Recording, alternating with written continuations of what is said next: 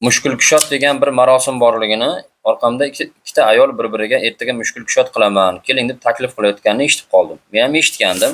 Shu haqida aniqlik kiritish uchun kitobdan o'qib beraman. 102-savol. Bibi mushkul kushot onamizning qissalarini o'qish mumkinmi? Bugungi kunda buni shirk deb aytishmoqda. Shayx hazratlarining ayni holatga munosabatlarini bilmoqchi edik. Bismillahirrohmanirrohim. Javob. Bibi mushkul kushot nomli qissa shariatimizda yo'q narsa, mumkin emas. Mushkulni kushot qiluvchi, ya'ni bandaning boshiga tushgan og'irlikni yengil qiluvchi, mushkullarni oson qiluvchi, kushoyish aylovchi zot Alloh taoloning o'zidir.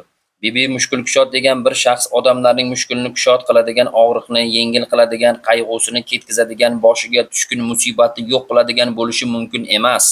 Shuning uchun bibi mushkul kushot degan marosimlarni qilish, u yerda islomga aloqasi bo'lmagan bir qissani o'qish, odamning boshiga tushgan mushkulni kushoyish ayladi deb ishonish ham aslida shirkdir.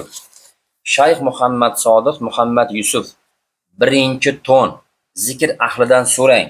248-bet. Salomat bo'ling.